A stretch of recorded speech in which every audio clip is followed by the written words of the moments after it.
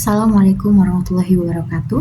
Di sini saya akan mempresentasikan tugas UTS saya MK analisis keuangan yang judulnya komponen laporan keuangan. Sebelum itu saya akan memperkenalkan diri saya. Nama saya Tantri Monika.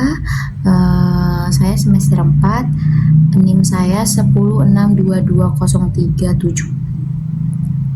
Baik, di sini saya akan memaparkan materi pertama.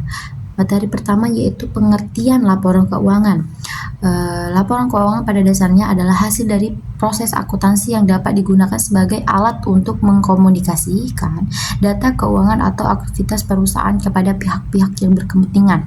Jadi, dengan kata lain, laporan keuangan ini berfungsi sebagai alat informasi yang menghubungkan perusahaan dengan pihak-pihak yang berkepentingan saja. Ada juga komponen laporan keuangan. Komponennya ada 4, yaitu laba rugi, arus kas, perubahan modal, dan neraca. Di sini saya akan menjelaskan laba rugi dulu. Laba rugi ini adalah laporan keuangan yang berfokus untuk menunjukkan pendapat dan pengeluaran perusahaan selama periode tertentu. Laporan laba rugi juga yang bisa membantu kamu menilai apakah perusahaan mampu menghasilkan profit atau tidak. Nah, itu ya. Terus ada juga di sini jenis-jenis laporan laba. Nah, di sini ada laba rugi single step, yaitu menunjukkan jumlah pendapatan dan biaya secara keseluruhan tanpa memisahkan antara jenis pendapatan dan biaya tertentu. Rumusnya akan saya tulis di bawah ini. Laba rugi sama dengan penghasilan bersih sama dengan pendapatan ditambah keuntungan dikurang beban ditambah kerugian. Itu rumus dari laba rugi single step. Terus ada juga laporan laba rugi multiple step, yaitu memisahkan antara jenis pendapatan dan biaya tertentu menjadi beberapa kategori sehingga dapat memberikan informasi yang lebih detail mengenai kinerja keuangan perusahaan. Rumusnya akan saya taruh di bawah ini juga. Laba kotor sama dengan penjualan bersih dikurang harga pokok penjualan. Materi selanjutnya yaitu laporan arus kas. Laporan arus kas ini adalah salah satu catatan perusahaan yang berisi data-data keuangan terkait perhitungan pengeluaran dan pemasukan dari seluruh kegiatan operasional. Laporan arus kas adalah sebuah jenis laporan keuangan yang berisi pembayaran kas hingga perubahan kas bersih dari 3 aktivitas, yaitu operasional, investasi, dan pendanaan pada suatu periode. Di sini juga ada metode laporan arus kas. Ada 2 nih, yaitu metode langsung, metode tidak langsung.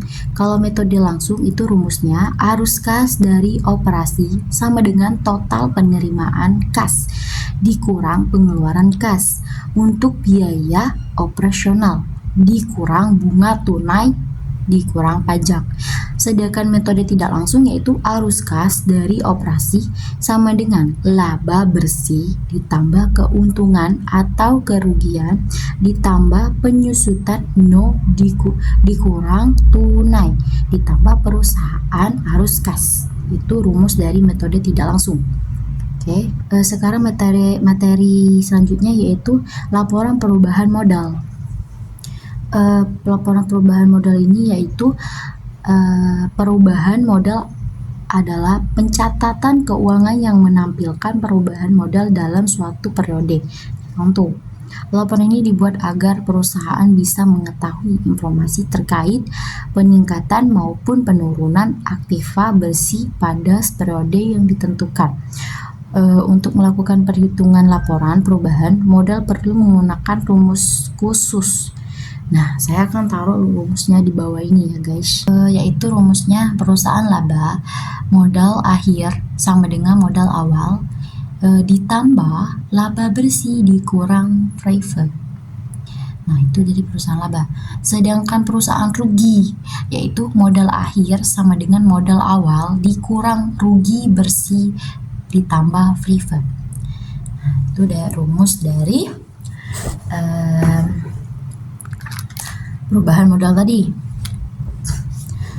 Terus ada juga, ini terakhir yaitu laporan neraca.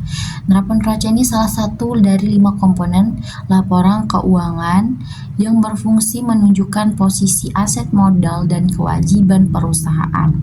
Di dalam sebuah neraca, nominal aset perusahaan wajib sama kalkulitasnya dengan akumulasi dan kewajiban. Neraca perusahaan dikatakan sehat apabila jumlah modalnya lebih besar dari kewajiban. Nah, jika sebaliknya, itu artinya keuangan perusahaan dalam keadaan tidak sehat. Nah, karena sebagai besar aset perusahaan dibiayai oleh hutang. Rumus neraca ini adalah aset sama dengan kewajiban ditambah ekuitas pemilik. Itu rumus dari neraca. Mungkin itu saja yang bisa saya sampaikan. Jika ada salah kata atau penjelasannya kurang jelas, saya minta maaf. Saya masih di fase belajar. Mungkin itu saja. Saya tutup. Wassalamualaikum warahmatullahi wabarakatuh.